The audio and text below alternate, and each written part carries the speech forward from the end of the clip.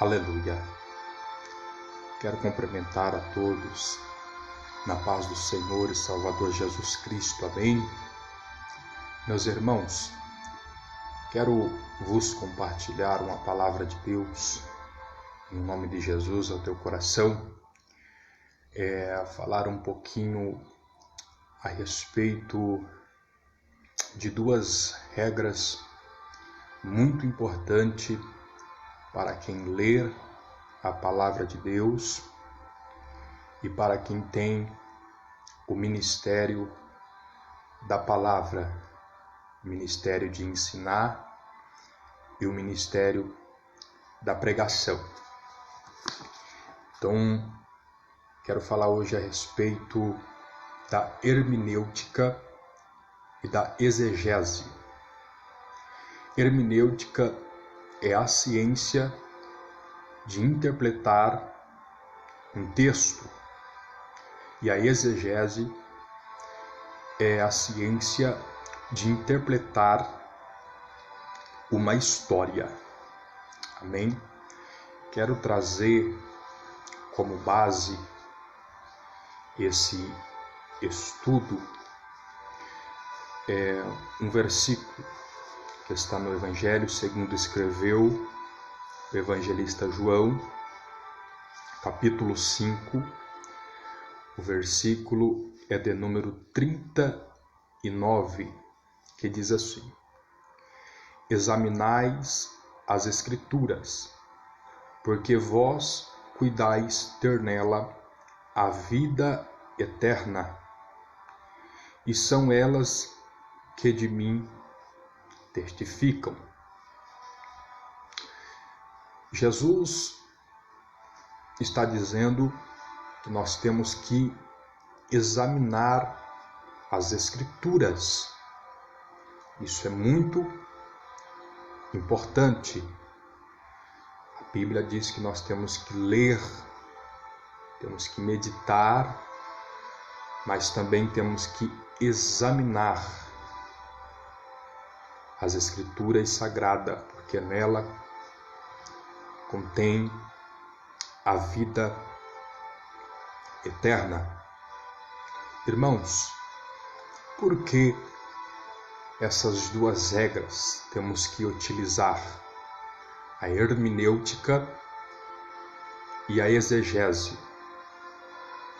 Primeiro, para se entender um texto, temos que analisar o contexto, porque senão vira um pretexto. Infelizmente, muitas pessoas, principalmente pregadores e pregadoras, se isolam em um versículo e acaba se tornando uma heresia. Primeiro ponto. O Evangelho, segundo escreveu Marcos, no capítulo 16, versículo 18, diz assim: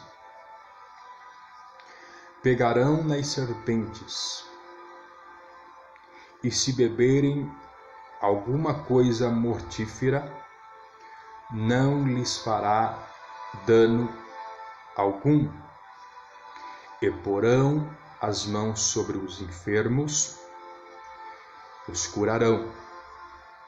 Isso aqui é uma promessa que Jesus deixou para a sua igreja antes de ser assunto ao céu. Então, primeiro ponto, isso é uma promessa. E as promessas de Cristo não podem ser invalidadas.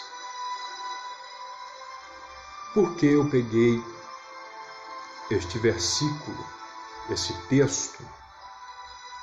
Isso aqui é uma promessa. Irmãos, estava, melhor dizendo, assisti uma reportagem e essa reportagem me chamou muito a atenção.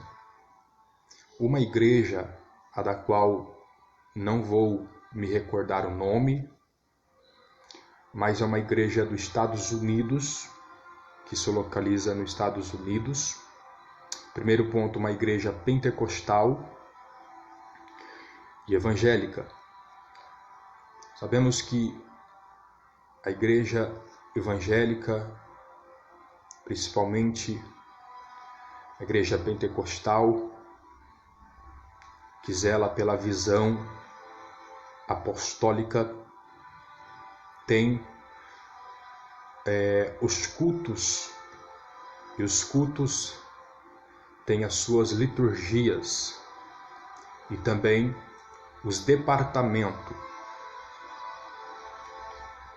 Ora, a igreja ela tem culto de ensino, culto do ciclo de oração, culto de mocidade, culto de campanha, culto de família. Isso são cultos de departamento, também liturgias. O que eu quero dizer com isso? Esta igreja dos Estados Unidos, evangélica pentecostal, eles, um dia da semana, eles tinham culto da serpente. E eles estavam se baseando neste versículo e nesta promessa que Jesus deixou para a sua igreja. E o culto era o culto da serpente. O que eles faziam? Eles pegavam um monte de serpente, principalmente serpentes perigosas, como cascavéis e outras espécies, e começavam a cultuar com as serpentes. E o que aconteceu? Aconteceu que morreram 2 pastores.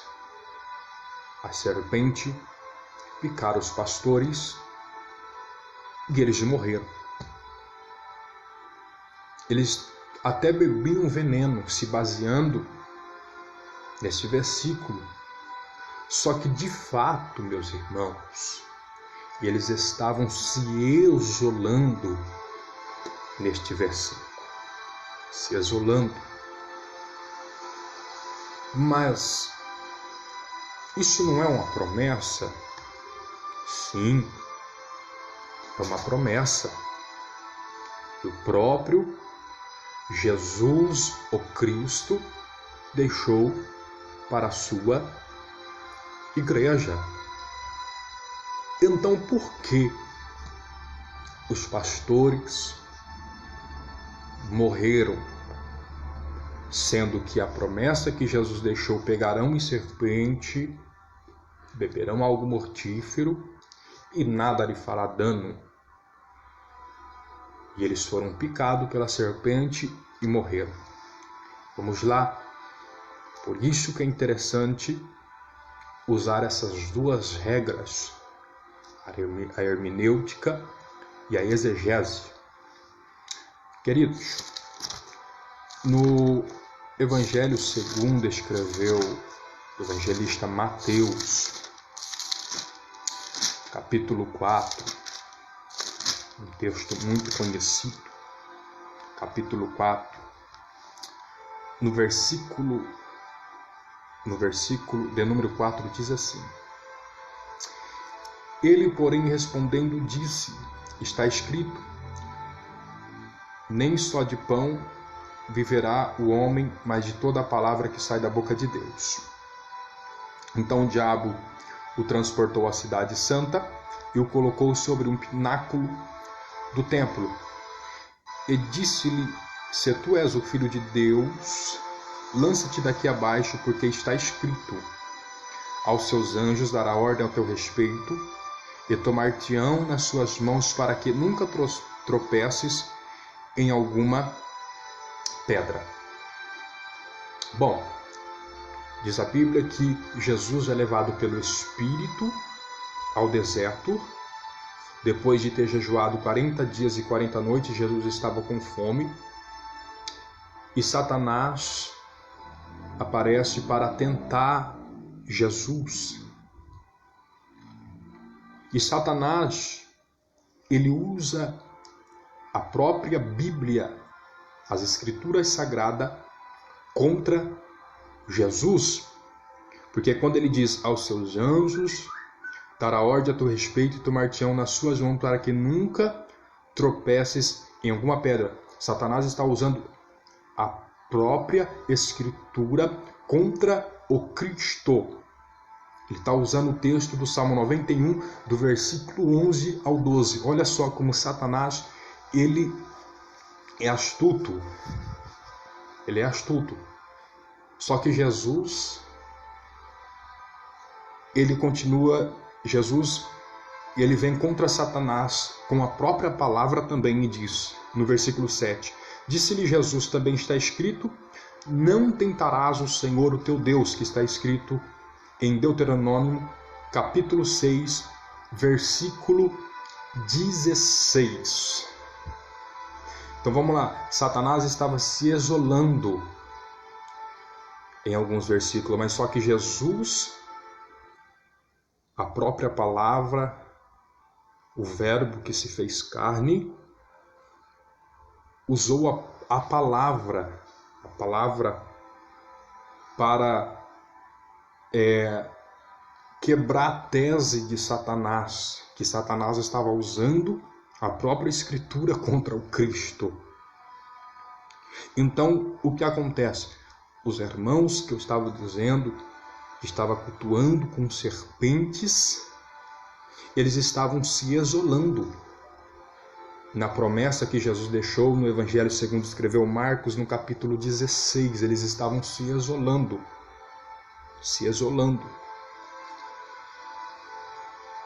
Ou seja, eles estavam pegando aquele versículo, melhor dizendo, estava se tornando uma heresia. Ou seja, eles estavam tentando o Senhor, o teu Deus. É a mesma coisa, meus irmãos. Se eu estiver andando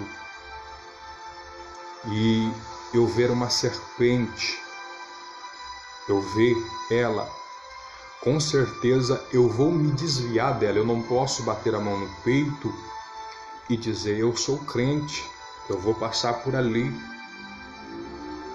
Eu vou pegar nela e nada vai acontecer comigo, porque Jesus deixou uma promessa, Marcos 16, 18, Jesus me deixou uma promessa para mim, que eu vou pegar na serpente e nada vai acontecer comigo. Não, se eu fazer isso, se eu tomar essa atitude, eu vou estar tentando o Senhor, meu Deus. Mas vamos lá, e da onde fica esta promessa? Pegarão em serpente, beberão algo mortífero, nada lhe fará dano. Vamos lá, Atos dos Apóstolos. Glória a Deus, estou com a minha Bíblia, porque a nossa base ainda é a Bíblia Sagrada. Atos capítulo 28, versículo 3 diz assim: E havendo Paulo ajuntado uma quantidade de vides e pondo-a no fogo, uma víbora, fugindo do calor, lhe acometeu a mão. E os bárbaros, vendo-lhes o réptil pendurado na mão, diziam uns aos outros, certamente este homem é homicida, visto como escapando do mar, a justiça não deixa viver. Mas sacudindo ele a víbora no fogo, não padeceu nenhum mal. E eles esperavam que viesse a inchar ou a cair morto de repente, mas, tendo esperado já muito e vendo que nenhum incômodo lhe sobrevinha, mudando de parecer, diziam que era um Deus. Vamos lá, a promessa que Jesus deixou no Evangelho segundo escreveu Marcos, capítulo 16, versículo 18, se cumpre aqui em Atos, capítulo 28. A Bíblia diz que Paulo, juntamente com alguns homens, naufragam em uma ilha chamada Malta, e a Bíblia diz que era noite, estava chovendo e estava muito frio, então Paulo começa a recolher alguns gravetos para acender uma fogueira, para se aquecer porque estava muito frio, mas estava escuro. E quando Paulo ele começa a caçar os gravetos, uma víbora, ou seja, uma serpente, pica o apóstolo Paulo. Só que a Bíblia diz que não aconteceu nada com Paulo. Os homens da ilha esperavam que Paulo viesse a morrer, porque eles eram acostumados a ver uma víbora ou uma serpente picar pessoas e as pessoas morrem. Então eles olham para aquilo e vê que o apóstolo Paulo não morre, as horas se avançam e o apóstolo Paulo não morre. Eles começam a olhar para Paulo e diz: Paulo é um Deus, porque ele não morreu. Ou seja, é um acidente, irmão. Então o que aconteceu aqui com o apóstolo Paulo e se cumpriu a promessa de Jesus em Marcos 16, 18, se cumpre aqui com o apóstolo Paulo. Então é um acidente. Então o apóstolo Paulo, ele não viu a serpente e falou: eu vou pegar na serpente, não vai acontecer nada comigo. Não, a Bíblia diz que ele está caçando alguns gravetos e ele não viu a serpente picou ele, mas não aconteceu nada, é um acidente. Então é aí aonde se cumpre a promessa. É a mesma coisa, eu posso estar caminhando e de repente eu piso em uma serpente, só que eu não vi ela vai me picar, mas de fato, se eu estiver inconforme a palavra de Deus, não vai acontecer nada comigo. Por quê? Porque é uma promessa e é um acidente, eu não vi a serpente. É a mesma coisa, se você tomar um líquido e você não sabe que aquele líquido é um veneno, você vai tomar ele, mas não vai acontecer nada com você, porque a promessa vai se cumprir. É um acidente, você não está sabendo, mas se você sabe que é um veneno, você tem a consciência, se você tomar, você vai morrer e a promessa não vai se cumprir. Por quê? Porque você vai estar tentando o Senhor teu Deus. Por isso que é muito interessante texto e contexto. Texto e contexto. Olha só, meus irmãos, que coisa linda, isso é muito bom, muito bom. Ainda em Atos, aproveitando que eu estou aqui com a Bíblia aberta no livro de Atos dos Apóstolos, no capítulo 8, versículo 30, diz assim: E correndo Felipe ouviu que lia o profeta Isaías e disse: Entendes tu o que lês? Felipe fez uma pergunta para o eunuco. E ele disse: Como poderei entender se alguém me não ensinar? E rogou a Felipe que subisse e com ele se assentasse. E o lugar da escritura que lia era este: foi levado como a ovelha para o matadouro, e como esta mudo o cordeiro diante do que o tosquia, assim não abriu a sua boca. Então, vamos lá. Felipe, o diácono da igreja, é enviada até o eunuco. O eunuco está lendo as escrituras sagradas, ele está lendo Isaías 53, verso 7 e verso 8. Só que Felipe pergunta para o eunuco: você entende o que você lê? E a resposta do eunuco é: como que eu vou entender sendo que não tem ninguém que me ensina? Não tem ninguém que me ensina. Agora, Felipe vai ensinar ele e vai explicar para ele que quem foi levado como cordeiro a matadouro, não abriu a sua boca, é o Cristo. É o que Isaías profetizou e se cumpriu no ministério terreno de Jesus. E aí ele entende aonde ele estava lendo, e quando ele entende, ele é batizado nas águas. Ele é batizado nas águas. Então, isso me chama a atenção. Ele está lendo, mas ele não está entendendo. Aí Felipe chega e ensina ele. Então, é muito interessante isso, irmãos. É muito interessante. Glória a Deus, louvado seja o nome do Senhor. Irmãos, quero ler também um texto muito conhecido, em nome de Jesus, que está no Evangelho segundo escreveu Mateus. Deus seja louvado. Mateus, no capítulo de número 6, versículo 33. Eu nem vou ler, porque é um versículo que todos citam em uma pregação. Diz assim: é do jeito que a maioria das pessoas que eu tenho observado pronunciam: buscai primeiro o reino de Deus e a sua justiça, e as demais coisas serão acrescentadas. As demais.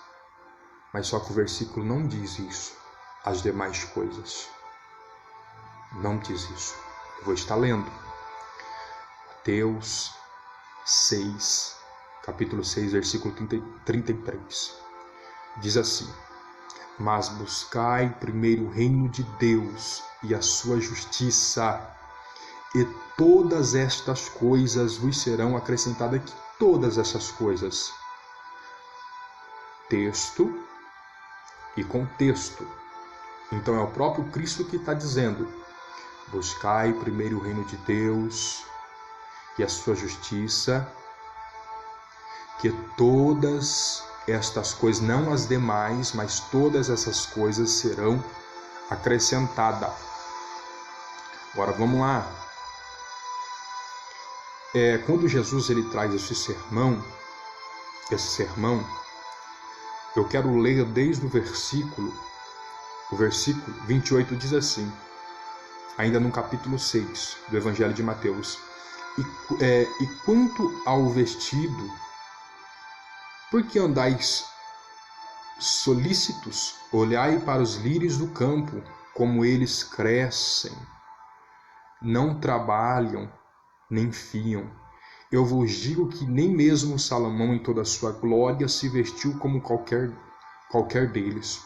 Pois se Deus assim veste a erva do campo, que hoje existe e amanhã é lançada no forno, não vos vestirá muito mais a vós, homens de pequena fé? Versículo 31. Não andeis, pois, inquieto, dizendo: que comeremos, ou que beberemos, ou com que nos vestiremos? Porque todas essas coisas os gentios procuram. De certo, vosso Pai Celestial bem sabe que necessitais de todas estas coisas. De todas estas coisas. Aí, versículo 33. Mas buscai primeiro o reino de Deus e a sua justiça, e todas estas coisas serão acrescentadas. Então, todas estas coisas que Jesus está dizendo é nos versículos anteriores, é o contexto. Não vai te faltar a necessidade, o necessário. Então, quando a pessoa pronuncia Buscai primeiro o reino de Deus e a tua justiça, e as demais, que não está escrito no texto, as demais, muitas pessoas entende e raciocina como riqueza, mas não. Contexto e texto, todas estas coisas. Que coisas Jesus está dizendo? Contexto, o necessário não vai te faltar. Então é muito perigoso, irmão. As pessoas não analisam o texto e nem o contexto. Infelizmente, vira pretexto. Isso é muito perigoso. Olha só, Romanos, isso é uma introdução, amém, irmãos? Uma introdução hermenêutica e exegese. Romanos 8, capítulo 8, olha que interessante. Portanto, agora nenhuma condenação há para os que estão em Cristo. Muitas pessoas dizem, irmãos, nenhuma condenação há para os que estão em Cristo. Só que há uma vírgula. E continua dizendo o versículo, que não anda segundo a carne, mas segundo o Espírito. Tá? Então tem pessoas que se isolam somente na parte A do versículo. Irmãos, nenhuma condenação há para os que estão em Cristo Jesus ou em Jesus Cristo. Mas esquece que o versículo tem uma vírgula e continua dizendo que não anda segundo a carne, mas sim ao Espírito. Então, de fato, é que nem o apóstolo Paulo, ele escreve uma carta para os Gálatas. No capítulo 5 ele começa a dizer, a partir do versículo 16, que há uma briga entre o espírito e a carne, mas ele diz, andai em espírito, e não cumprirei a concupiscência da carne. E ele começa a citar as obras da carne, e depois ele cita, escreve o fruto do Espírito. O fruto do Espírito. Então, não adianta eu estar todos os dias na igreja, não adianta eu dizimar, não. A realidade é essa. A realidade é essa. Eu posso dizimar, posso estar todos os dias na igreja, mas se eu andar na carne, infelizmente há condenação para mim. Mas se eu andar no Espírito, que é o fruto, não há nenhuma condenação. Então pessoas se isolam somente na parte A do versículo, do capítulo 8, versículo 1 de Romanos, e esquece que há uma vírgula, e a parte B continua dizendo que não anda segundo a carne, mas sim ao Espírito. Vendo texto e contexto. Muito interessante, irmãos. Pessoas, infelizmente, ignoram isso. Isso não pode ser, de maneira alguma, ignorado. Para finalizar, Lucas, Evangelho de São Lucas, no capítulo 15, vai falar de 3 coisas perdidas. Primeiro, da ovelha, da 100ª ovelha. Segundo, da dracma. Terceiro, do filho pródigo. Muitos pregadores, a maioria, no final de sua pregação, eles fazem o apelo. Eles dizem, quem quer aceitar a Cristo como seu único e suficiente Salvador? Então as pessoas são convencidas pelo Espírito e elas vêm e aceitam a Cristo. Mas eu já ouvi muitos dizerem, irmãos, neste momento os anjos estão fazendo festa no céu. Mas não, irmão, não é isso. A Bíblia não diz que os anjos estão fazendo festa no céu, lhe provo na Bíblia. Evangelho de São Lucas, capítulo 15, o versículo 10 diz assim: Assim vos digo que há alegria diante dos anjos de Deus por um pecador que se arrepende. Olha que interessante, ó. Assim vos digo que há alegria diante dos anjos de Deus. Então não é os anjos que estão fazendo festa. Há alegria diante dos anjos de Deus por um pecador que se arrepende. Então não existe os anjos de Deus faz festa no céu. Há alegria diante dos anjos de Deus quando o pecador ele se arrepende. Está vendo o perigo? Agora vou mostrar o que Cristo ele revelou para João na ilha de Pátimo. Apocalipse 22, versículo 18.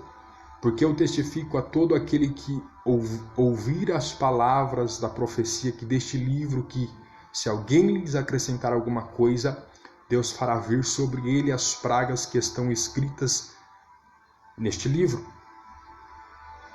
E se alguém tirar quaisquer palavra do livro desta profecia, Deus tirará a sua parte da árvore da vida e das cidades santas que estão escritas neste livro. Então, irmão, não adianta acrescentar palavras e também não adianta tirar. Não adianta tirar. Jesus deixou um alerta aqui em Apocalipse 22. Então, infelizmente, muitas pessoas são ignorantes, tá?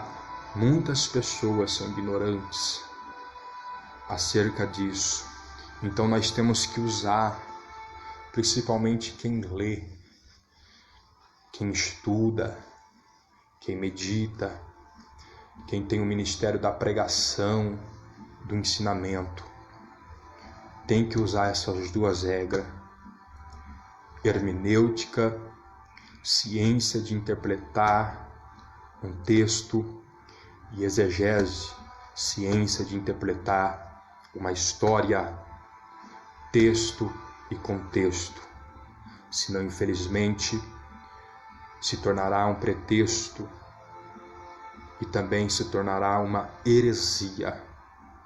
Infelizmente, heresia não agrada ao Senhor. Mensagens sem texto e contexto, infelizmente, se torna uma mensagem herege.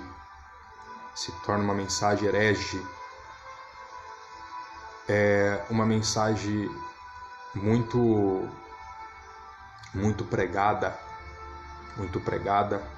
Muitos conhecem essa mensagem. Jeremias 18. Deus está dizendo para Jeremias descer na casa do oleiro. Texto e contexto, irmão. Descer na casa do oleiro, que lá o Senhor ia mostrar algo para Jeremias. Então Jeremias começa a olhar o oleiro trabalhar sobre o vaso. E no capítulo 18 a Bíblia diz que o vaso se quebra na mão do oleiro. E aí Deus diz para Jeremias: Jeremias, assim como aconteceu com este vaso, eu também posso fazer com Israel, que é minha casa, que é meu povo. Mas muitos esquecem de analisar o contexto, porque a conclusão da história do que Deus está querendo mostrar para Jeremias ali no capítulo 18 se conclui no capítulo 19, porque Deus queria quebrar. Muitos pregadores dizem que Deus não queria quebrar Israel. Não, Deus estava mostrando para Jeremias, e através de Jeremias mostrar para Israel que Deus iria quebrar Israel. O juízo de Deus iria entrar sobre a casa de Israel. Por quê? Primeiro ponto. Vamos lá. Capítulo 19. A Bíblia diz que Deus pede para Jeremias comprar um vaso. E Jeremias compra esse vaso E diante do povo de Israel e diante dos sumos sacerdotes, Jeremias quebra esse vaso. O que Deus está mostrando para Israel? Que ele iria quebrar Israel, porque primeiro, Israel estava na imoralidade sexual.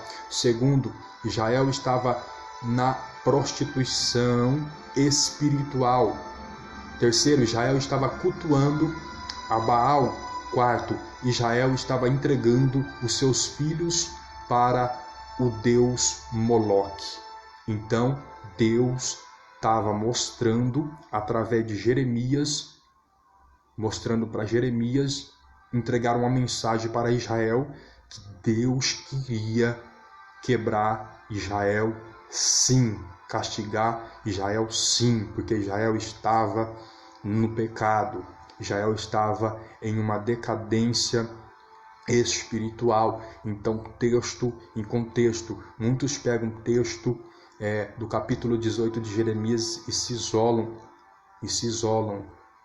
esquece de ver o contexto, e o contexto da mensagem é mensagem de juízo, é mensagem de conserto,